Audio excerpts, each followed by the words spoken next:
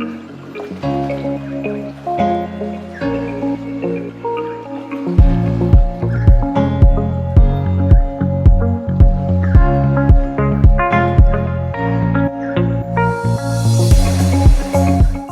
guys, welcome to the College Alternative Podcast. Glad to have you join us today, and we're really excited because we're going to be interviewing Kevin Senzaki. Well, really you are, and he's going to be talking about his experience in sound design.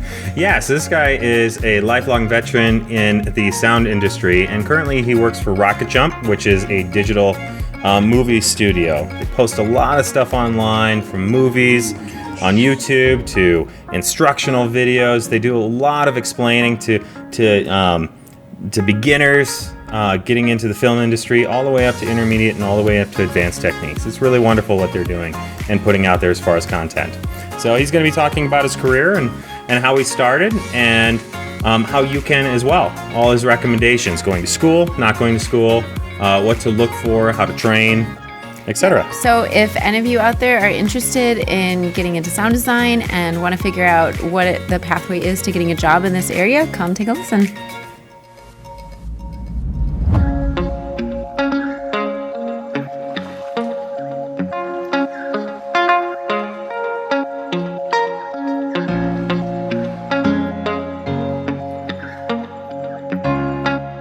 Interviews with the best in their fields, teaching you how to excel in careers that don't require traditional college. You're listening to the College Alternative Podcast. Insider tips and advice, straight from the experts. And now, here is your host, James Christian. I'm really excited to have on today Kevin Senzaki. Hey, how's it going, man? good.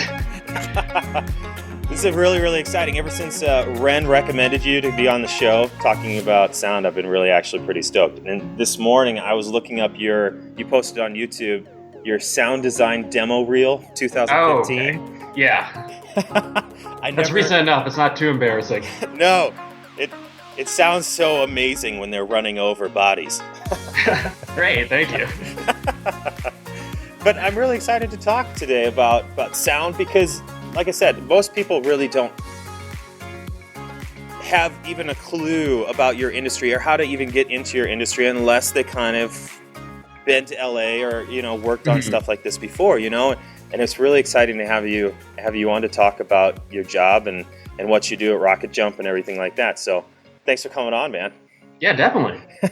So how about you start talking a little bit about your background and how you got into the industry and what you do? Right. Well, when I was a younger kid, elementary school, I was into drawing a whole lot. And I was thinking when I was younger, maybe I'll get into animation or something. But as I kind of pursued illustration, I ran into a bunch of art teachers and assignments I didn't really like. And then I realized after a while, I wouldn't want to spend 8 hours a day drawing things I didn't want to.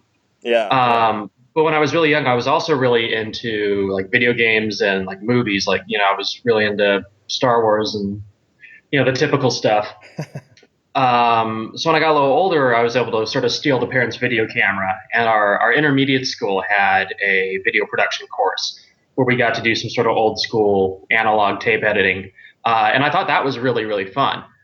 So my interest kind of went from animation more towards film and in general, I guess. Yeah. But one of the things I really liked about Star Wars when I was really young is I like to try to pick apart the illusions. I liked the fact that they were using costumes and puppets and they were doing blue screen and they were, someone was creating the sounds. Yeah. So when I started messing around with film, middle school into high school, I was trying to do visual effects. I was trying to do my own sound editing. And that's kind of where I decided, maybe I want to start doing film.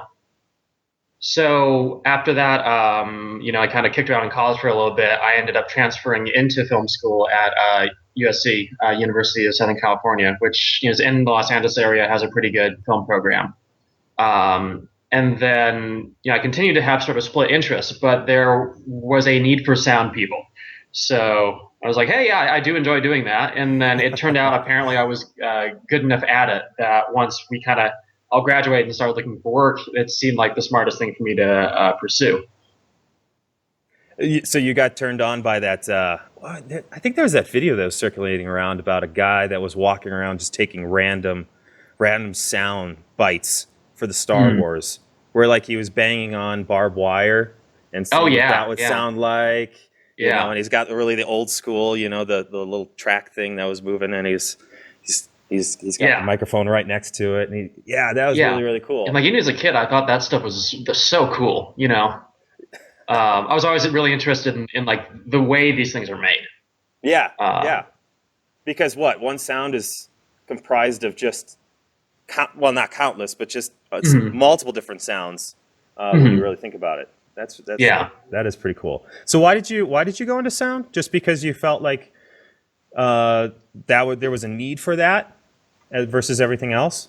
Right. Well, so I had kind of an interest in film in general, and I came Yeah, to it from like a visual standpoint. But what I liked about movies, even I was a younger kid, is if you imagine me when I'm 5 years old and I'm drawing with like a little crayons or whatever, the big frustrations I had is I didn't have any movement, which I was thinking, hey, animation, but I also didn't have any sound. yeah. Um, so when I started goofing around with that kind of thing, what was the question again? Let me make sure I actually hit that. Why did you choose sound? I mean, you kind Right. of mentioned that before. I mean, you kind of Mhm. noticed that there was a need for that. There was like a niche that was being unfilled in that Yeah, market. I feel like by the time I got to film school, I'd goofed around with audio enough. At the time, I was using Cool Edit Pro. I was doing some audio in Adobe Premiere, which at that point was not a great piece of software. Um, but yeah, I think it was a combination of, hey, I already know I enjoy this, and then we had projects at school that needed it. Yeah, And one of the really cool things about being at a film school is you have all of the facilities available to you, the resources. So I was able to, draw from a professional sound library and then, cut stuff to picture to something we'd shot and then mix it on like a surround sound stage. And then through all that, it turned out, I guess I wasn't that bad at it. And I decided, yeah, this really is a part of the process that I enjoy. and then you got hired on by Rocket Jump right after that, or kind of what was your career Not progression? immediately. Do you want to jump into that? Oh, sure, yeah, Yeah, so right out of school, like one of the, I guess I'll just throw this in right now. A question like I hear a lot from people is, do I need to go to film school to do film? And the yeah, short answer is no.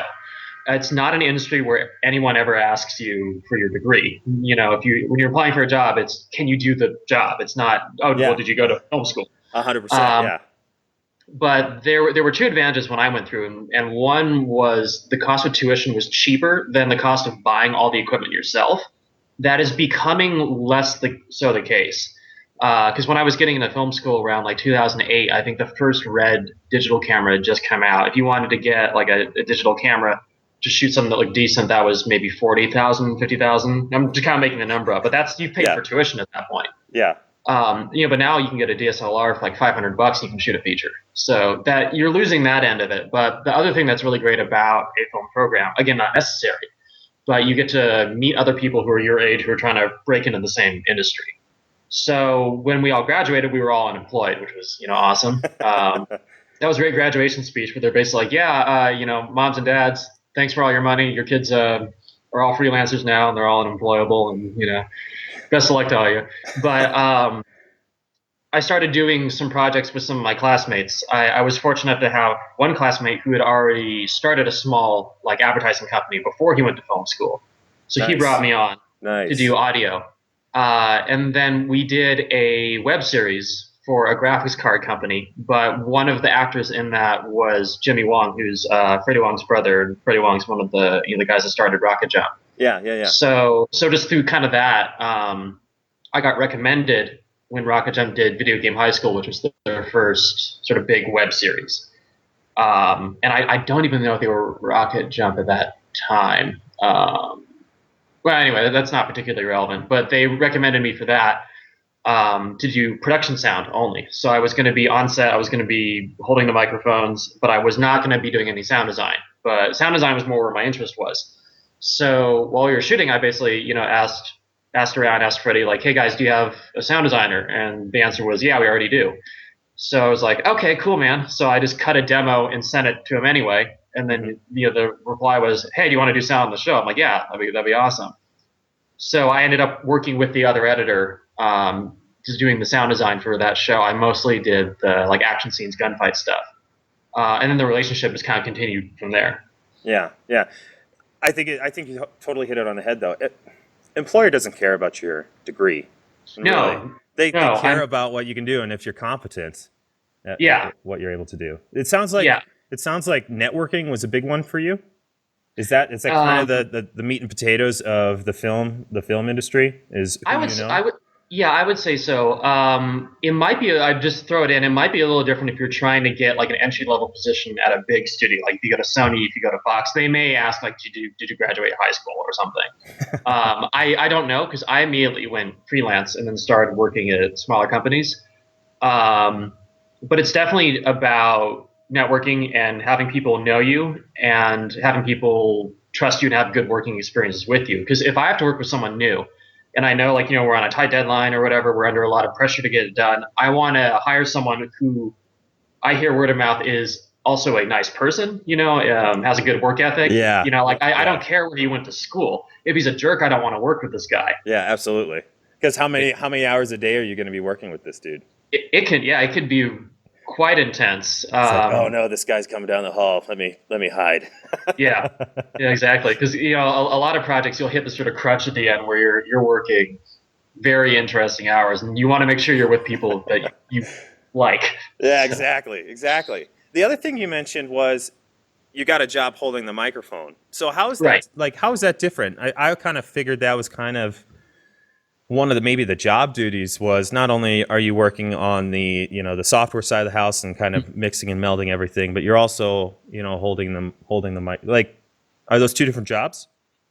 They can be, but they don't have to be. So if Okay. you're like conventionally in the big Hollywood scheme of things, they are different jobs. Usually the people that go on set, and we're talking like Michael Bay movies, Yeah. where they're huge, there's unions for everything. Explosions There's everywhere. Oh yeah, yeah. Fun stuff. It's it's not nearly as exciting when you're actually there, and it's like, all right, we got to set up the next explosion. Everyone take a 5-hour coffee break. While the safety. But for that kind of thing, there will be people whose careers are doing the onset sound, and that'll have a Yeah. different. They'll have a different hierarchy too. The sort of ringleader there is the production mixer, who's the guy sitting at the recording equipment, and then he'll have sort of his minions go out and hold the boom mic and do different things. Usually, then that goes to the editorial team, and these are totally different people. But with a lot of like newer stuff, like people on YouTube or whatever, we don't have that luxury, and it's kind of a waste in a way to hire two people. Yeah. Um, so what we've been doing a lot of times is our post people will be on set. So in that case, I'll do the production audio and then go into post. And there's some benefits to that because when you're on set, you kind of get a sense already of what the story wants to be. You can start talking to people Yeah. earlier on. But conventionally, they are considered different jobs. Okay. But a lot of that equipment can still come into play when you're editing because there's a few different ways you can get sounds. And I think one of the biggest barriers right now, and it's unfortunate to getting into like sound design is it's like, all right, I got some software, I want to make some sound design for my movie. I don't have sounds, I don't have material to work with. Yeah. Yeah. Yeah. So professionally we use a lot of stuff from sound libraries that's already been recorded, and then you sort of take those puzzle pieces and you start combining them together into what you want. But invariably you also need to go record your own stuff if you don't have like the right kind of material. Or a lot of times you'll get a movie with like a scene or a character and it's like, yeah, that's so unusual, we have to go make something. So then you'll kind of just go out with the same equipment you would take to a set, the same kind of microphones and stuff, and you go and do whatever you need to get that material. And that's kind of what what you were talking about with Star Wars. Like Yes. Ben Burtt was Yes. going around and like hitting the guy wires off the power. Yeah, or trash cans or whatever. Oh yeah, That's so cool. That's really, really neat that he was able to just. I'm just gonna see what this sounds like, yeah. and just hits it.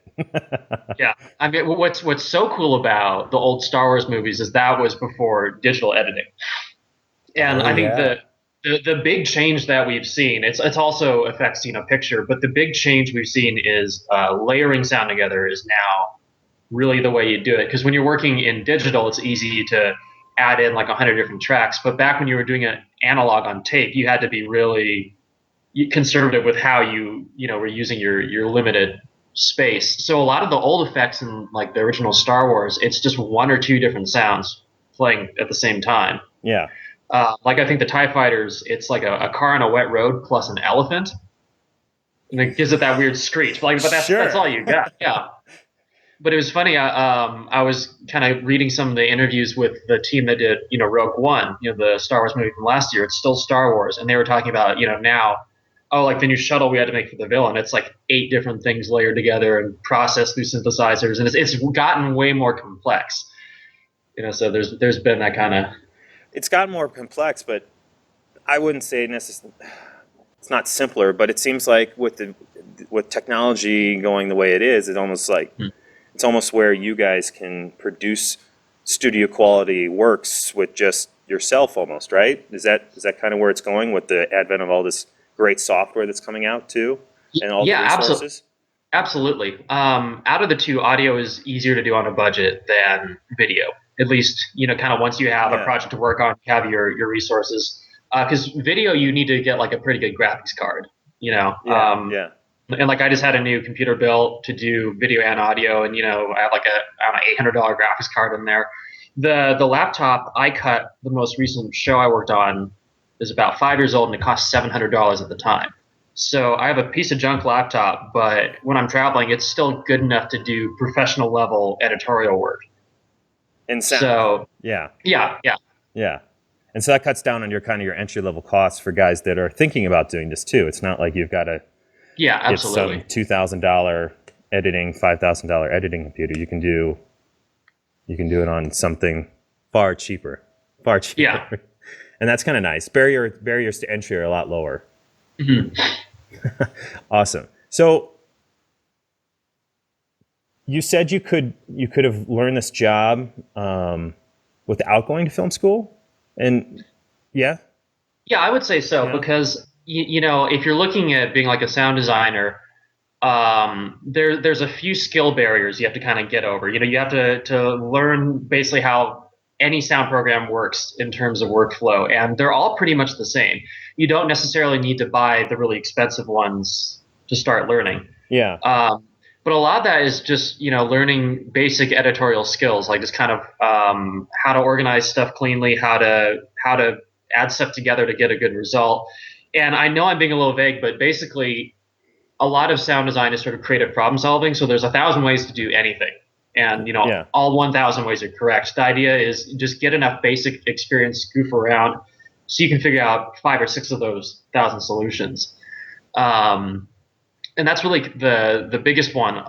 And a lot of that is, a lot of that's more just through kind of beating your head against the wall and figuring out. Trial and error, yeah. Yeah. And it's kind of interesting too, is you said film school is about the community and the networking. So guys that are starting out at 14, 16 years of age, how did they kind of, would you recommend they just get their friends together and just come up with the network on their own, or? Yeah, absolutely. If you have any friends at school that are into films, you want to do something, totally go for it. And I think the big challenge at that point is, get your friends together, shoot something, have fun, but then finish the dang project. It's so easy to be like, to get it shot and then be like, well, nah. But one of the most useful things you can teach yourself early on is to have that grit, to just buckle down and finish something. And it's okay if the film isn't that great. Like, you don't have to really polish it 100%, but just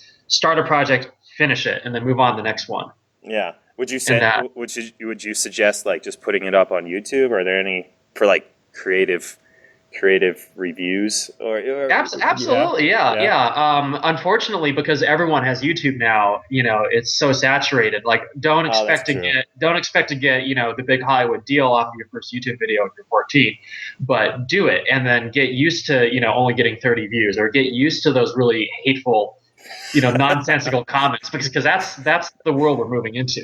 I'm anonymous. I can say whatever I want. But you got to sort of dip your toe in the water and be like, all right, I can deal with this and I can still have fun. I can still enjoy making the movie. How long did it take you before you felt actually comfortable, not only with producing the proper sounds, but also like being able to interact in the film community and kind of insert yourself where you needed to go? with everything? I think of it as an ongoing, process still. Yeah. Yeah, definitely. Like there's always people I look up to, or studios I look up to, and then it's always intimidating when you meet them. But at the end of the day, people are people, and once you start working together or whatever, everyone usually kind of stops being intimidating and you sort of get stepped down. But I always feel like every time you go into a new project, there's new people you're working with, or something has changed. It's always a little bit intimidating. Yeah, yeah. Well, And how often are they pushing out new programs and new equipment for you guys? Are you constantly updating your equipment and everything? I would say right now it's like every couple of years there'll be an Oh, okay. update. So it's not like new graphics card every month or something like No, that. No. no, Okay. for audio at the professional level, for like film and TV, Pro Tools is the program that everyone's pretty much using.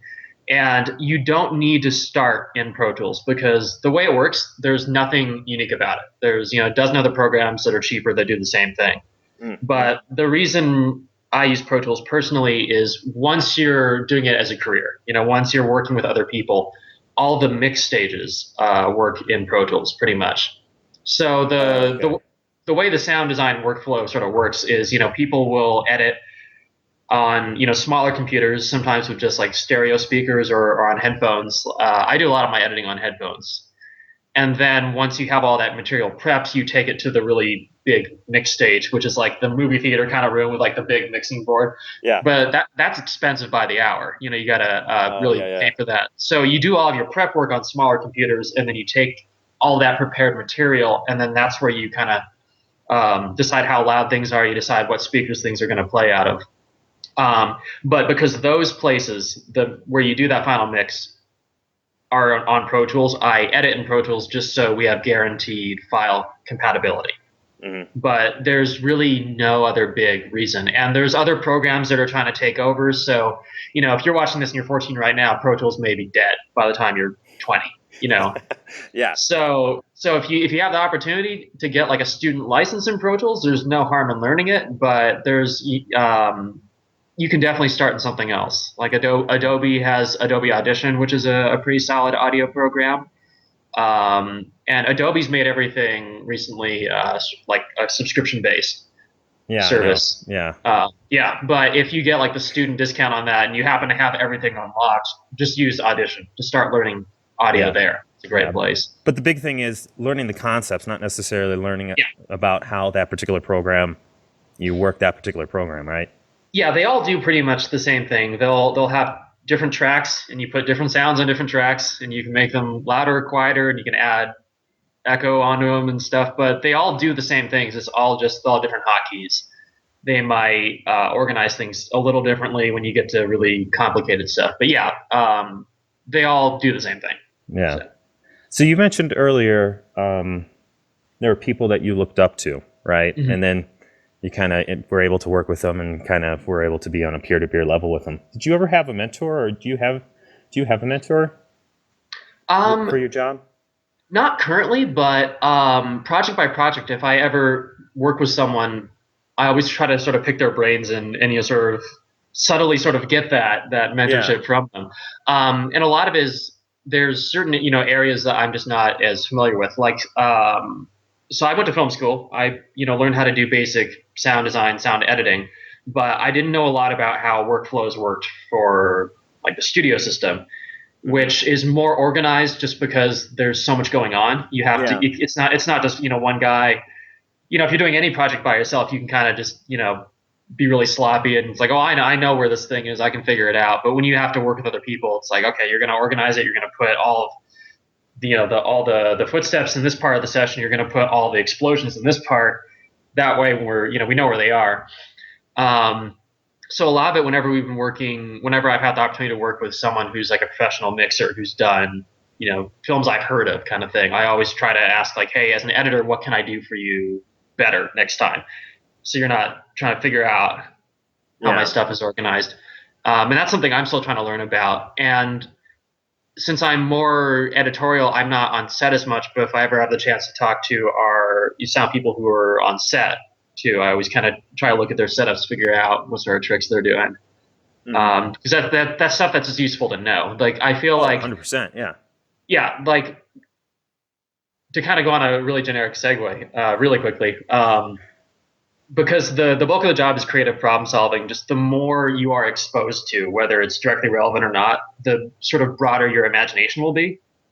Because ultimately, I feel like your imagination to come up with a way to solve a problem is limited by what you've experienced. So I will watch like the behind the scenes for every movie on how they've done the sound, by how they've done the visual effects, and just I try to consume as much as I can about what other people are doing, other people's creative processes. Not that I'm ever going to really copy it, but just knowing that, oh, someone can do that. That's a possibility. And if you keep an open mind about that. Yeah. So you love yeah, the 12 hours of Lord of the Rings oh yeah, background. it's the best thing. Yeah. Nice. Well, I mean, I just wanted to touch on that in a big way because, again, somebody who's just starting out who maybe doesn't have those resources yet. They're not old enough to go to film school yet, but I mean, post stuff on YouTube. They might get some constructive criticism, but is there any community out there where they can actually like interact with people that will actually give them constructive criticism besides the horrible comments that can be sometimes posted? I'm sure there's a bunch out there. Like not to turn it into sort of a promotion for the company that I happen to work at, but yes. Link down below. Yeah, well, at Rocket Jump we have a spin-off channel on YouTube called Rocket Jump Film School, which you star in a couple times. Actually, I do our audio videos. So check it out. It's free, so I'm not selling you anything. But we do have, if you go to rocketjump.com and go to the community tab, we do have an online forum where we encourage people to post stuff, and you can label it as I'm posting this for critique.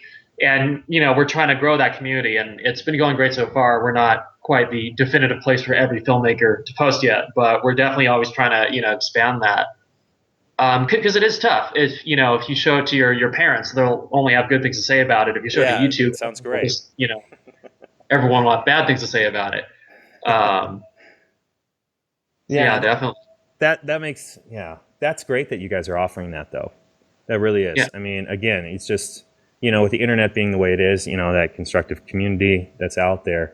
You finding a lot of guys are posting their videos on there?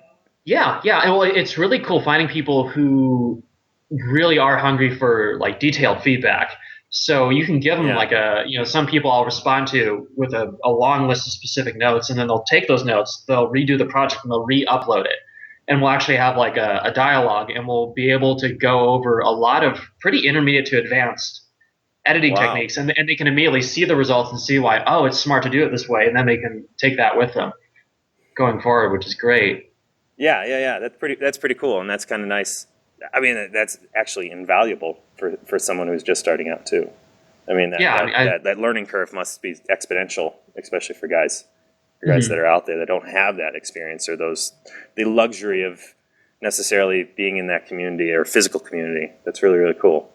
Yeah, well, I think what helps, one of the toughest things, with any kind of creative job, I feel like, is figuring out what questions you're trying to ask. It's like, I know this isn't quite right, but I don't know where to start. And it's like, you have the internet available, but if you don't know really what question to ask, how to phrase that, it's like, why doesn't this quite sound right? That's where it's really useful to get feedback, so someone can tell you, oh, the problem you have, it's called this, and then this is what you do with it. So how did you learn how to be, not necessarily humble, but how did you learn to accept criticism and critiques and actually utilize it? Right. I don't know if I ever really have. I still have that creative pride. Uh-huh. But as a creative person, I also hate everything I do and think it's terrible, with the occasional exception. But a lot of why I like working with Rocket Jump and a lot of the YouTube community is I happen to have a similar sensibility, like a similar style and similar taste to a lot of the people I work with, and that makes criticism easier to take. Like the criticism I still struggle with is if I take a freelance job and it's for a client, I'm helping out with like a commercial or some kind of promotion, and like some business dude who has no sense of taste is like, yeah, can you redo it but make it worse? Those notes are never easy to take, but that's also a good experience to go through. If you're going to work in film, chances are you're going to be freelance, at least for part of your career. And almost invariably, you're going to have to get notes from someone who doesn't understand your job, doesn't respect your job, but they're still in a position where you have to listen to them. Yeah. Yeah. And that is never easy. But and this goes back to the networking thing. You want to find people, that you like working with, and you want to build those relationships. And then, those people, if you get along well as individuals and as creative individuals, it makes the criticism easier to take because you're all building towards a coherent vision for the project, and then it's easy to you don't get so personally involved. I find, at least. Yeah. Isn't it kind of crazy? You got to have an ego to be the best at what you do, but then you've got to check that ego sometimes, and I guess be that professional to realize this guy knows what he's talking about here. I probably should listen to him and adapt. I don't know. This is a weird duality that you got to learn to do, that maturity level. Yeah. But that probably just comes through time in your profession. Yeah, time and being around the right people, though. I hope that does help a lot. Yeah. So you mentioned that you went to film school in LA. Are there any other good ones out there that you would recommend that people look into? Yeah, the LA area has a bunch. USC has been around for quite a long time. University of Southern California, and their big claim to fame, is that George Lucas came out of there, and then he's now pouring tons of money into the school. Oh, that's cool. That's always nice. So they have, the George Lucas blah blah blah and the whatever, but UCLA also has a really good program. There's another one, like Chapman University has a pretty good program at this point. And there's a bunch of other ones. Like there's a lot of schools that are starting to build pretty solid. Yeah, really solid. Yeah, and I think that's concurrent with the entry level costs of equipment, coming down. Yeah, I could see that. Like filmmaking used to be this incredibly brutal, visceral process where you had these giant, extremely hot lights all the time. You had really noisy, gigantic film cameras. Everyone was recording on, film and tape, and now it's people running out of the digital, and all the lights are, becoming LEDs. It's downscaling a lot in a lot of ways. So yeah. So what would you look for in a good school? And how? Well, actually, just go into what film school is. Like, is it traditionally 4 years, like a normal degree? I mean, does it fairly cost the same equivalent? I mean, yeah, it can be. In my experience at USC, it was basically a 2-year program. Okay. Because I did the undergrad, I got a Bachelor of Arts in film from them, and I was at a couple other colleges, and I was within about half a semester of graduating, and then I got into film school. So I was like, all right, but they kept me there for 2 solid years to do the specific courses. Yeah. I mean, is it hard to get into film school? I feel like competition now. I would say there is. I have a skewed view on it because I did get in. But I tried multiple times. The first time I didn't get in, and they said, "Oh, you were waitlisted," but everyone else who got accepted went. So tough luck. So the competition is there, but it doesn't hurt to give it a shot. Like I didn't feel particularly qualified. On the application, they asked, "What's the best film of all time?" And I was thinking, well, there's gonna be a lot of kids who'll take this seriously. There's gonna be a lot of Citizen Kane. So I wrote Goldfinger, which is the third Bond movie, because it's dumb as hell, it's racist, sexist, it's great, and they let me in. So I don't know if that had anything to do with it. Did you walk around like, hey, did you put Citizen Kane down on the? Yeah. I think I did that. I was kind of like, all right, who are these losers I'm not going to hang out with? I'm better than all of you. Yeah. Nice. So what skills would you recommend somebody learn first? Would you recommend somebody start with learning the software side of the house or the recording side of the house? Or, I mean, how would you even start doing? Yeah, I think it's good to learn both. Okay. And I think the really important thing is trying to come up with sound, that works in the context of a film. So that's going to be tough if you, like, let's say, you wake up and you go like, I want to do sound design only. I don't want to go out and shoot a movie with my friends. If you do, that makes it easier because you're going to have material to work with. And jump into that role. Yeah. But another thing that's great is you can take cinematics from like video games or movie scenes and then just remove the audio and then be like, all right, this is from the ground up. I'm going to make something for this scene. And that sounds actually really awesome. That sounds like an awesome idea. Yeah, and that covers pretty much every challenge we would run into professionally. Like a lot of it is filling in just necessary details. Like if you take the audio out of a scene, you might have to put in footsteps, you might have to put in cloth, and that's something you can record at home in theory. You could even record it as a voice memo on your phone. And then you take that recording into your program and then you learn to sync footsteps to the picture, which is not my favorite thing to do, but if they're not synced, it's kind of weird. So you got to do it. And then, if you have some kind of like action or, explosions or weapons or creatures or something, you'll have to come up with those sounds. And you can, go out and record stuff again. You can go on YouTube and people will upload sound effects. So if you go to a site that lets you rip YouTube videos, you can start grabbing some sounds that way. That works while you're practicing. I don't particularly advocate stealing professional sound effects when you're working professionally. Yes, but it's about getting the skills first. Yeah. And then there's some resources. Freesound.org is a little hit and miss, but that's all stuff that people have recorded and they share on freesound.org, and it's free to download, free to use, Creative Commons licenses. They usually ask for a credit, but again, if you're teaching yourself, you kind of just. But here's the thing. I mean, it's awesome that with the advent of YouTube and guys like you that are actually, I don't know how you would describe Rocket Jump. I mean, as not a huge studio, but I mean, it's very respected within the YouTube community and within the LA community as far as pushing out awesome content. And it's really, I think, inspiring for guys to think that this is actually obtainable. Mm-hmm. And I think that is really, really neat nowadays, because it's not just you see it on the big screen and, oh, I could never do that. Now it's guys like you that are actually pushing out not literature, but lessons and ideas and concepts and theories and everything like that. And hey, I can do this at 14, 16 years of age. I can actually, this is obtainable for someone like that. That's pretty cool. Yeah, like the stuff like 14-year-olds are putting out today is way better than stuff like I was putting out 14. Yeah, like 14 back in like 1990s, early 2000. I mean, yeah. That was rough. Yeah. I think the thing that I don't fully understand yet is, a lot of people now, like if you're like 14 right now, you probably grew up watching YouTube.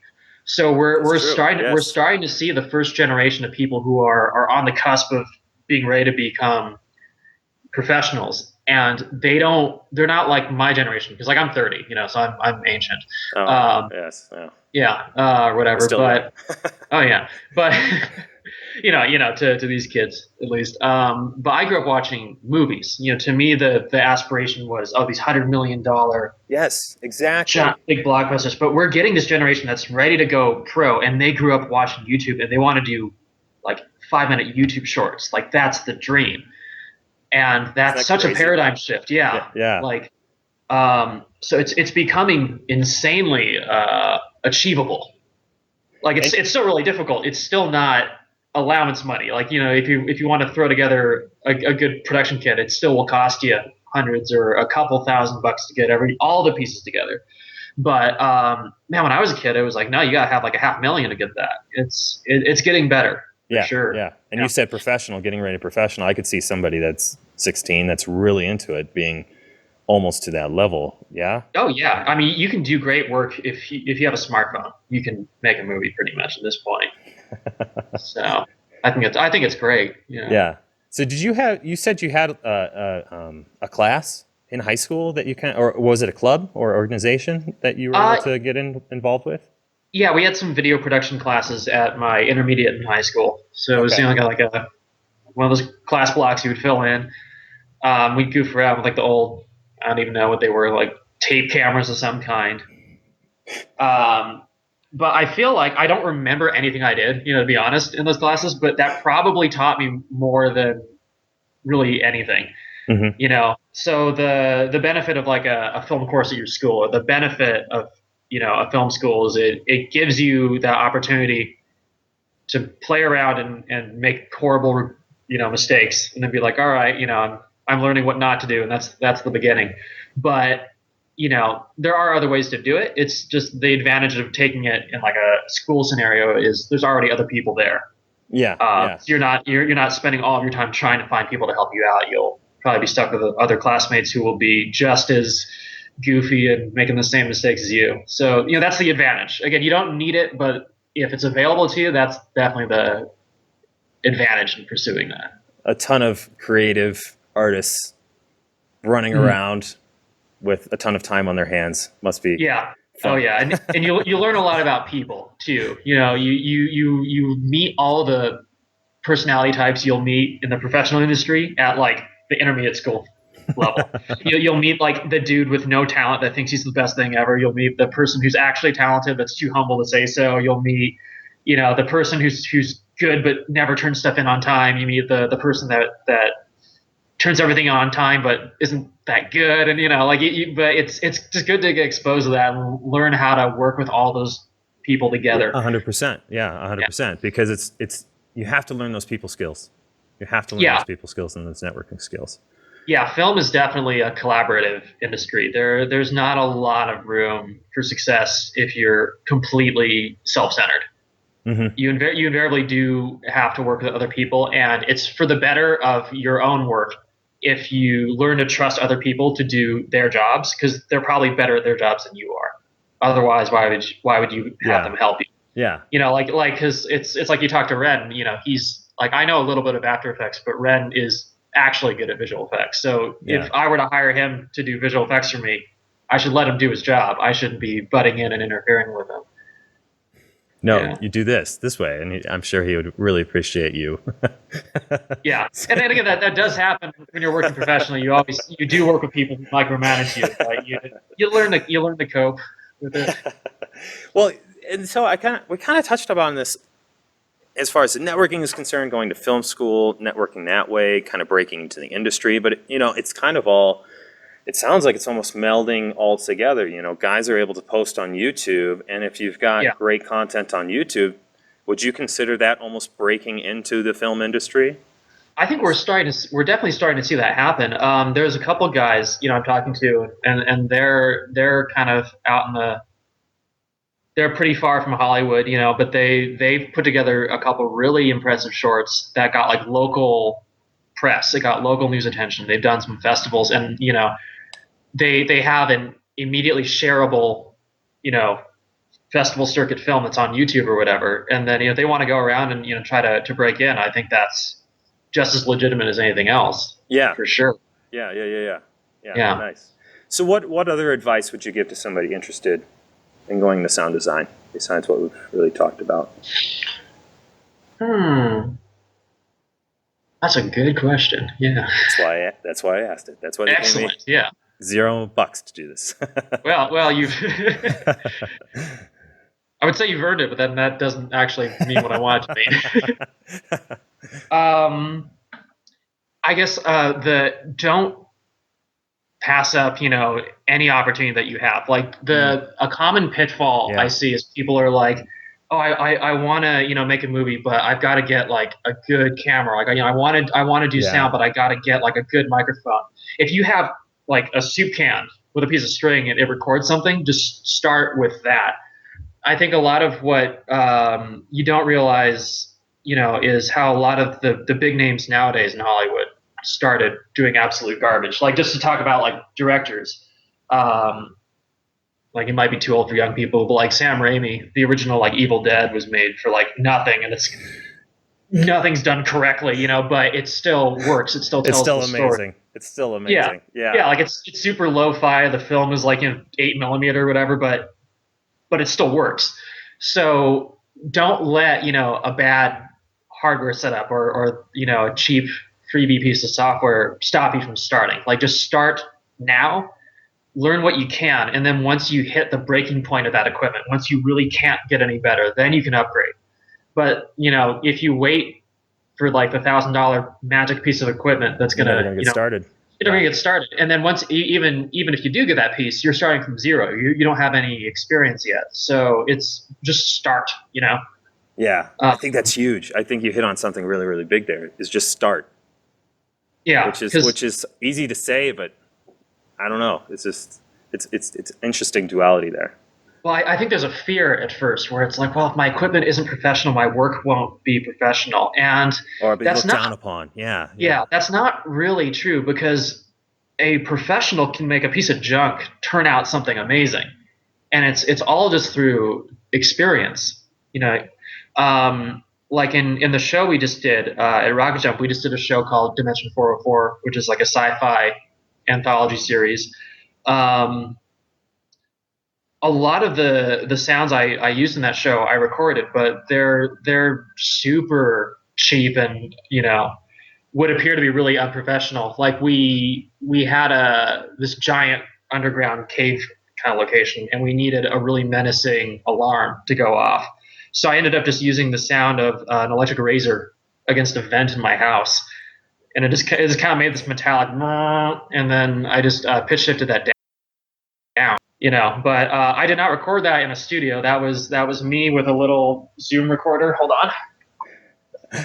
Like a little one of these things, Yeah, and nice. just whatever microphone I had nearby, um, but if you know what you want to get, you can achieve it with very limited equipment. Like there's sounds I use professionally that I've recorded on my phone. If I'm out somewhere and I hear something cool, I'll just record a voice memo. And you probably learned to be adaptive like that because you started out with like a zero budget and trying to learn from the ground up, as opposed to somebody who started out with thousands of dollars worth of equipment. Yeah. Like as a creative person in film, you yourself are the valuable asset. It's not really the equipment. Yes. All the equipment, it's just means of getting it done. They're just tools.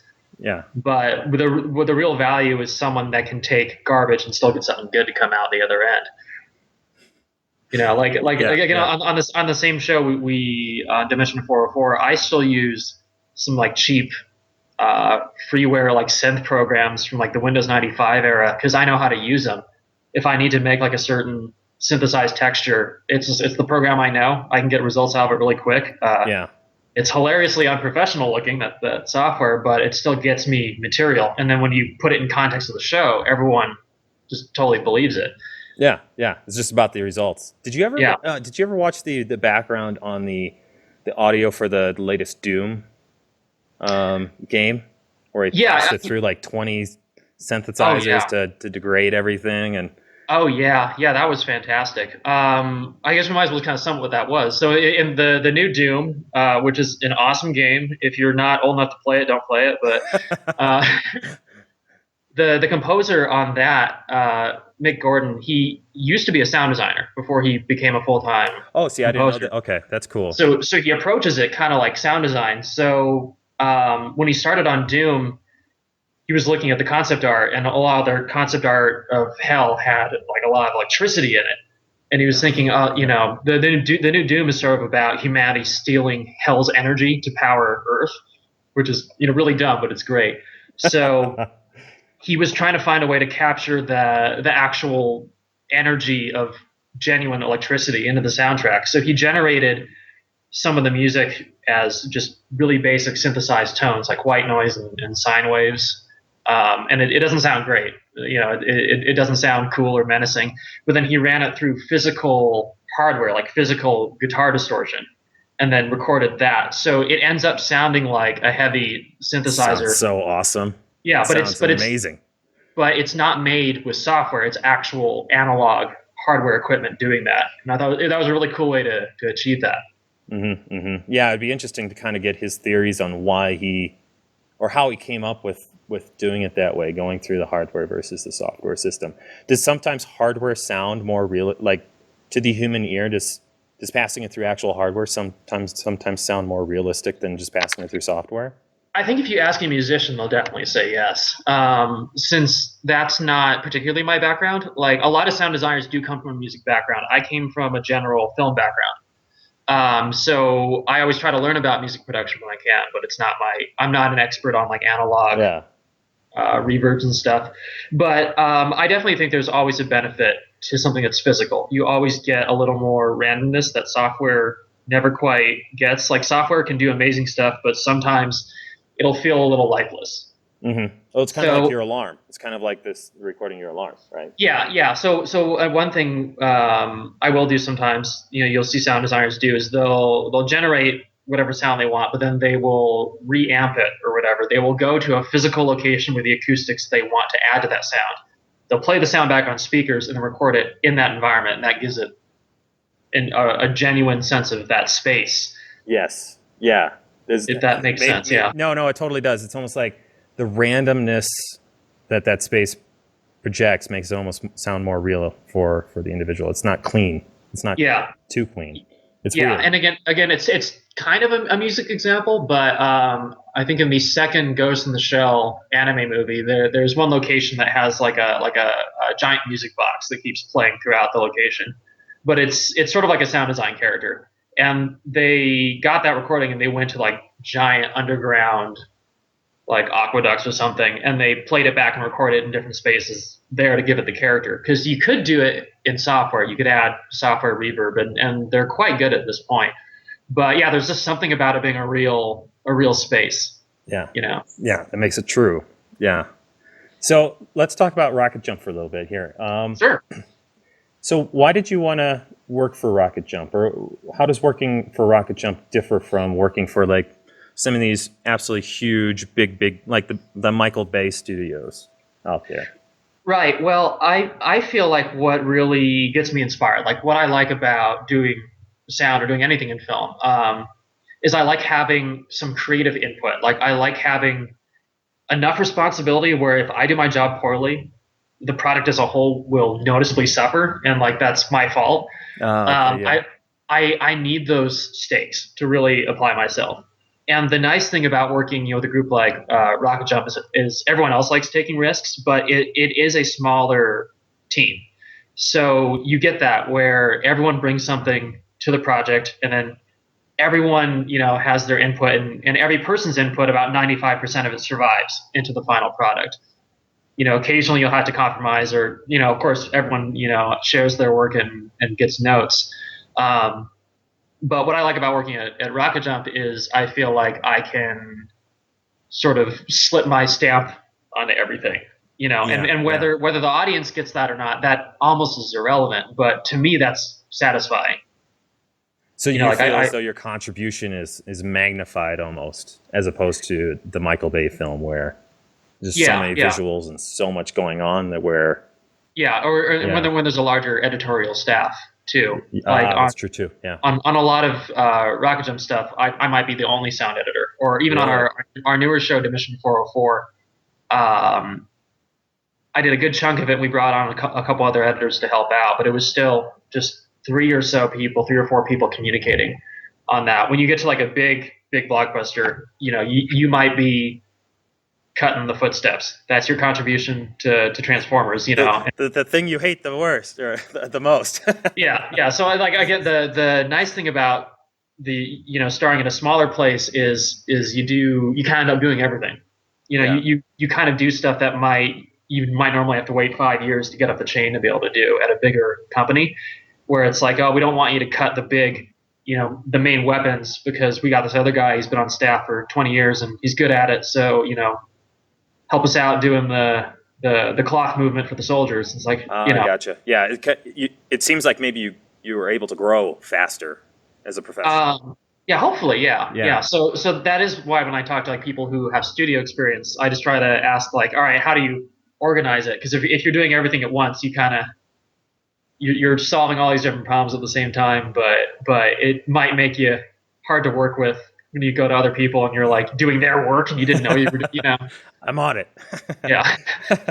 Well, it seems like the YouTube community, it seems like certain studios within the YouTube community really collaborate together. It seems like you do that. Well, Rocket Jump, and you guys do that a lot with some other, like the Sam and Nico channel, et cetera, et cetera. How important is that collaboration? Oh, that's interesting. I mean, it's definitely important. The fact that there is this community, I think, is invaluable. It's fantastic. It's interesting because we're all kind of going in different directions because it's sort of uncharted territory. Like the way Rocket Jump is going is a little different than the way like Sam and Nico Corridor Digital is going. But we're all still in real life friends. Like we'll hang out. Yeah, and that's definitely evident. I mean, it's definitely evident in your videos. Yeah. So I think keeping that friendly relationship is great because we're part of the sort of the first wave of YouTube filmmakers, quote unquote. And I don't say filmmaker to be pretentious. I just mean like there are people who have done really well with Let's Plays. People have done really well vlogging on YouTube, and we're more interested in trying to do little like cinematic pieces or But TV shows. You're an actual company, a setup company. Yeah. We're not. I was trying to like talk about like PewDiePie without talking about PewDiePie, basically. He's his own thing. We work a lot harder and we make less money, so it's great. But it's what we want to do. So you're following your passion. It's all good. Yeah, but it's interesting because we don't really know what the impact is yet. When like Rocket Jump got started, YouTube was really this indie scene. There was nothing there. Yeah. And a lot of these channels that we know now, like Rocket Jump, Corridor, and stuff, they were some of the early ones to get really popular. And then, and this is important if you're looking at getting into YouTube right now, then the business world started to take notice. And then now there's, agents, there's different, representation for people and, management and stuff is all starting to get involved in YouTube. And it's making YouTube more difficult to break into, which I think is unfortunate. I can see that. On one hand, because now there's starting to become a conventional business hierarchy. Like if you start a YouTube channel, I have a personal one where I just put up stuff for fun. I have 2,000 or 3,000 subs on there, but I'll get the spam emails every now and then, like, oh hey, if you want to increase your income, sign up with us and we'll promote your videos. And you can tell there's already this industry of like a talent agency or whatever starting to move in, and they'll of course take cuts of your meager ad earnings. That was another thing. For a while, I think a lot of people were hoping that advertisement would sustain them on YouTube. You'd be able to run a small company, make money on ads, and unfortunately, at the moment, that isn't really true. It works again if you're like a PewDiePie, if you're an individual, pretty much. And if you have like 1 million subs, you can make you can scrape by as a middle class, person, which is fantastic. But if you're doing bigger stuff, if you're doing movie making and you have expenses, you have to, get a crew together, you have to get a location, even if you're doing it for cheap, that money will not carry you all the way. And that's why a lot of channels like Rocket Jump and Corridor will do collaborations with like a brand. We'll do a short for a company to promote their film. We still insist on having a creative voice in there. Like we'll pitch the project. They'll say, hey, do you want to do something to promote this movie? And we will say, well, we'll do it if we get to do this really stupid idea because we're passionate about it. And then it's a take it or leave it deal. So we really value keeping that, creative autonomy. Keeping your spin on it. Yeah. But to make a short, sometimes it's like you need that backup of a bigger brand that'll help you pay for it, because unfortunately the ad money won't carry you. So that's why, again, like a lot of the newer stuff you'll see, it's Corridor Digital collaborating with someone. It's Rocket Jump with somebody. It's not that we're terrible people and we're selling out. It's just realistically, it's the smartest way to make stuff that we want to make, and we can still have control over it. And hopefully you enjoy the cool videos and don't hate us in the comments too much. So I guess that goes into the next question. What's the future for Rocket Jump? Yeah. So where do you guys want to go? Sorry, I was thinking there's one other tangent I want to hit on. Oh, go for it. Go for it. But I will get back. I'll get to that immediately. The other thing about YouTube, just really quick. Yeah. I was sort of whining about how the ad money's bad, and how there's scary people with business degrees moving in. The other challenge with YouTube is because it's so accessible, and some people have been successful it's sort of the new thing that everyone will sort of half-heartedly try, and kind of with anything, the people who weren't really gonna take it seriously will sort of drop out after a video or two, But like if you really want to make it, you'll obviously keep growing your channel. But the problem is there's so many people uploading right now. It's really oversaturated, so it's harder to get attention now than it was before. And there's no real easy solution for that. But it's just if you get started in YouTube, don't get discouraged if you don't get the crazy views right away. Just understand that it is a different market than when like Rocket Jump started. Like there are way more channels right now. So I would suggest probably tracking your numbers. If you really wanted to not get discouraged, track your numbers and see, hey, this is my percentage growth. And you might not get viral, 10% week over week growth all the time, but even if it's 2-5% every week, I mean, you gotta take joy in that. Yeah. And that must be some sort of encouragement for people. Yeah. And then, it's all also just try to self-promote, post on Facebook, you can try posting on Reddit, you can try submitting to film festivals. The more chances people have to see your content, the more likely you are to get someone to watch it. Yeah. But yeah, as far as Rocket Jump is going, because we grew out of being a YouTube company, but we're mostly made of people that want to make movies, So moving forward, we have a bunch of projects that we want to do, and a lot of it is film, a lot of it's TV. And we're at this interesting point where, we have a list of what we think are fantastic ideas, and a lot of it is now we're trying to interface with the more conventional film industry, and then be like, hey, who's down to make this with us? And we had success with our last show, Dimension 404, that just came out, because there's no way we could have made that on our own. Lionsgate, Lionsgate has a first look deal with Rocket Jump. That's public knowledge. That's not a big secret or anything. But that basically means Lionsgate has a chance to look at things we're developing, and if they think it's cool, they get a window of opportunity to jump on it. But I think that's so cool is the fact that you started out producing videos for YouTube, and there's nothing just wrong with staying that route. But I mean, you were able to get the publicity and the views and the professionalism to the point where these massive studios with millions and millions and millions of dollars worth of budget are able to say, hey, these guys, we need to actually be taking a look at these guys because they're producing stuff that people want. That's really, really neat. Yeah. So with our last show, again, like Lionsgate thought the idea was cool, and then they talked to Hulu, and then Hulu was like, yeah, we'll do the show. So that's why our new show's on Hulu. It wasn't because we wanted to hide our new thing behind a paywall. It's because Hulu literally was like, yeah, we will help you make your show. Yeah. So that's why it's on Hulu. So now that we've just finished that, we've got a list of a bunch of other projects, and we're ready to do it. It's just now we got to be business people to a certain degree. And we have stuff in the works, and it's that balancing act of trying to tell your audience hey, we're doing a follow-up to Video Game High School. We wrote the first episode already. We already have the animation studio. It's because now it's a cartoon. It's not live action anymore.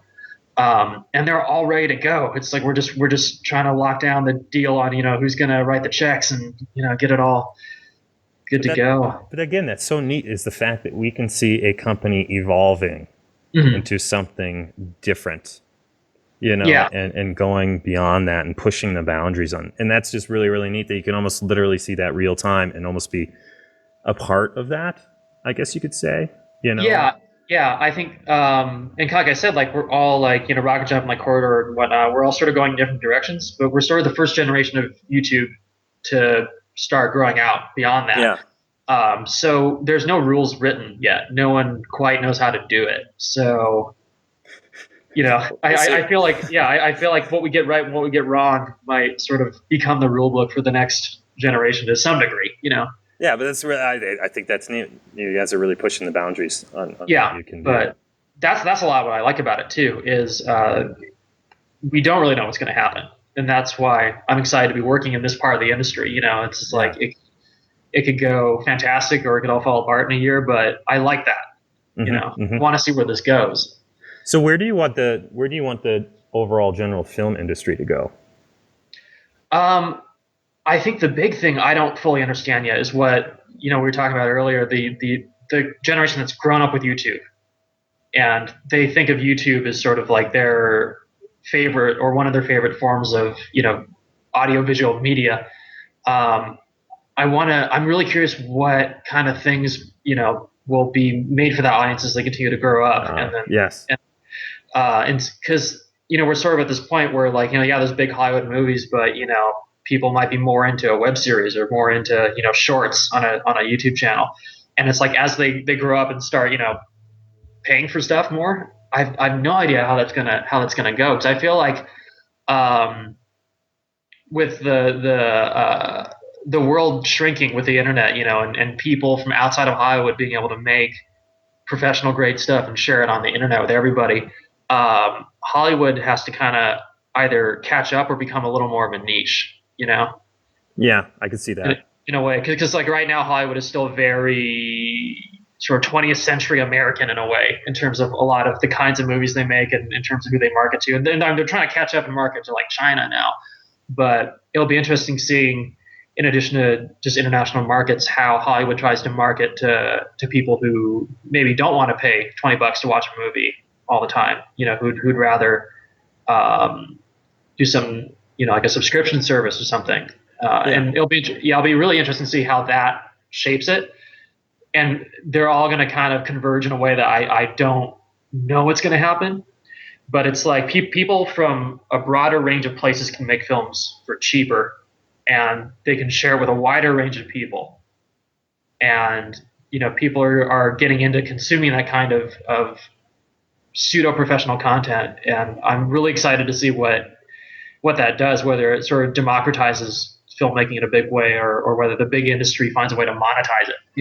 Yeah, no, I think you're hitting on something huge, is that audience development, that evolution of the audience. I mean, that's obviously going to drive your market anyway, right? So, I mean, if guys are used to, we talked with Ren about this a while back, was guys are used to cinematic level production of Game of Thrones, and they're like, I'm going to watch this, it's literally a movie for an hour, that's really a TV show, versus having to go to the movie theater, watch, a movie that's only 2 hours long, versus these fully length 10 hour, 10 session or 10 episode hour long things. That's what they're getting used to. That's what the audience wants. Yeah. I don't know. It's interesting. That's very, very interesting how access is really becoming, seems easier for you guys to really push stuff out. Definitely. And not to undersell, the old school theaters, like movie theater technology is becoming phenomenal. Like the actual image quality is getting better. They're getting better at brightness. Sound systems are still constantly evolving. Like 5.1 is not the new thing anymore. But all of that trickles down to the home. So in 10 years, we're going to have incredible stuff on mobile. You're going to have incredibly good headphone surround sound at that point, probably, and incredibly good picture quality. So it's, and we're not even talking about like augmented reality or how that's going to be. Oh, geez, yeah. Yeah, that's, save that for the next conversation. Yeah. But that's really cool. That's going to be an advent of new technology there too. And how are you guys? I mean, it'd probably be almost easier for you guys as a smaller studio to jump into something that be able to take advantage and utilize some of this newer cutting edge.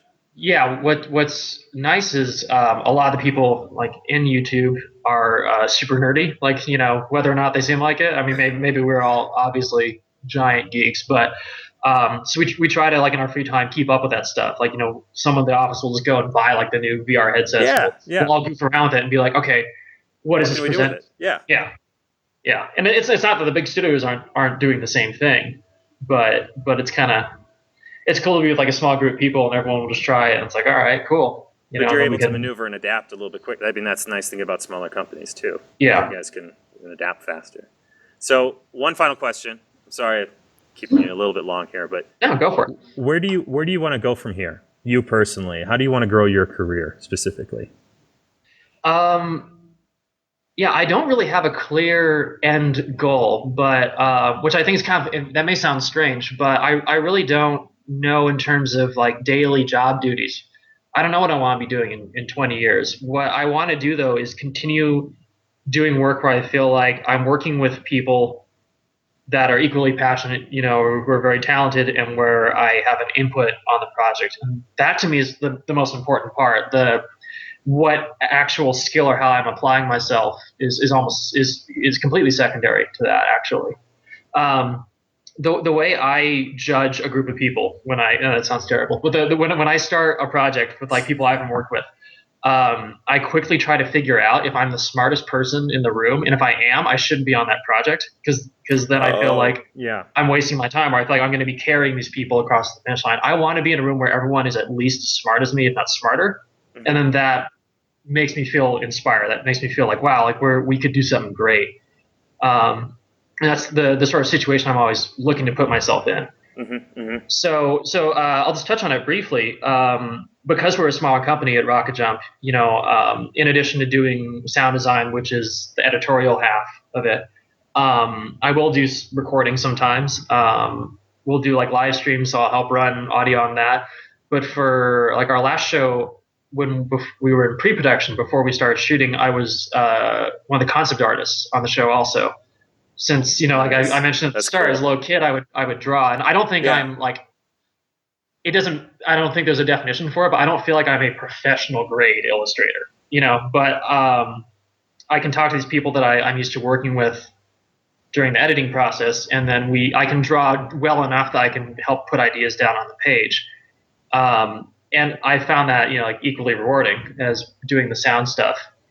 So it's just, I think, being able to contribute and help shape the show from a visual standpoint before we shot, and then come back to the same designs, seeing them fully realized as practical costumes or CG, and then adding the sound back to that was really weird. Like, I don't think that's not a normal workflow, but I feel like I hope in the future I just continue to be able to end up having opportunities like that where I can do stuff that's kind of unusual. Mm-hmm. and just be a part of a project in a way like that. Yeah. You have that solid sound design, but then you can kind of dabble in something else, or try to see if you like something. Yeah. Yeah. And I think that's an incredible luxury of being in a smaller company, where you can just sort of walk into a room. You have to convince one other person, hey, let me do this. It's like, all right. So, yeah, totally grow yourself. Again, just always coming back to it. You have to grow yourself as a person and a professional, right? Yeah, I think especially in something like film, always be trying to find time to learn something new or do something new, even if it is completely useless for your actual paid job. Because there's always weird ways how things will come back and help you. Yeah. Like when I was commuting to film school, I was driving in LA every day. A lot of traffic, so that's a very frustrating situation. I was listening to a lot of metal, and then I figured out how to do some like metal screams just driving to and from school. And that's a completely useless skill, but you would be amazed at how many times that has helped me as a sound editor, a sound designer. I had a friend who was over Electronic Arts when they were doing some of the Mass Effect 3 promo stuff. So I came in and did some yells for the space zombies and that. It's just like if you have the time, find a way to fill it with something that's interesting to you and is challenging to you, because it may actually get you a job someday. Yeah, well, I mean, just grow yourself as a person. Don't be stagnant. And I think that's pretty cool. When you're screaming in the car, probably because of stress. Yeah. You never realized that was going to be something that could help you later down the No, road. it's just like, I figured out the way to do it where it doesn't actually wreck you. And I was like, oh, great. I'll never use this, but it turns out it's useful sometimes. Yeah. Nice. Well, Kevin, thank you so much for coming on the show. Yeah, absolutely. Where can people find you? Obviously, get on YouTube. But what are all your channels that you're a part of? Yeah, so I have a channel on YouTube, a personal one, Kevin Senzaki, and then that's my handle on everything. I was not creative, so my Twitter is at Kevin Senzaki, my Instagram is at Kevin Senzaki, and those are the main places I'm around on the interwebs. And you also have some awesome content. I mean, Rocket Jump is pushing out some film school. Yeah, yeah. videos? Rocket Jump Film School has a bunch of audio tutorials that I've done. My personal channel also has some, but Yeah, a ton. they're a little lower quality in production value. But it is Uh, really neat. I mean, I'm on your channel right now, and we mentioned that before, that demo reel, and it's just really, really neat how it's able to really, you were able to really highlight. mhm. I wasn't even really caring about the visuals. I was actually hearing that sound, and it was Oh, really neat cool, to be able to cool. see what you were able to do with that, and really how it Mhm, interact with the picture, I guess you could say, the mhm. visuals. So I think that's really, really neat, and I think that's great that you guys are pushing this stuff out and actually taking the time and money to be able to really develop the community out, not just you guys. Yeah, so I just kind of to throw in the blurb. If you're trying to get into sound or whatever, if you have any questions, if it's a short one, Twitter is great.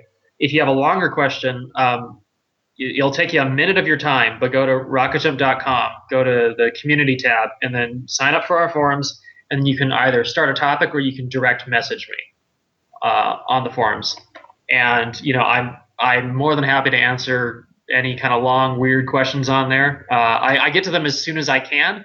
Every now and then I'll send a quick like apology, like we're doing a thing, but I'll get back to you in a week or whatever. But But the I always, actual you is going to respond back. yeah. Well, me or one of my 10 assistants. Yeah. So, yeah. So that's so awesome. It's getting access to professional sound design and really get that good feedback. So that's Yeah, well, it goes both ways though, because it's so cool being able to like take a break from work for 20 minutes and then email with someone who is really passionate and trying to get in, and that kind of reminds you like why the job is fun. yeah, So it's like a sort of a mutually beneficial thing too. nice. Well, Kevin, thank you very much for coming on. Thank you so much for talking about Yeah, this. thanks for having me. So have a good day. Okay. Cool. Thanks for listening. Thanks for listening, guys. If you liked it, let us know in the comments below. Anything to improve. And always check out our videos. We've got them on collegealternative.net, or we've got them on this YouTube channel here. We're pushing out new content all the time. And if you've got any advice, new careers you want us to check out, let us know. Thanks. Bye. Bye.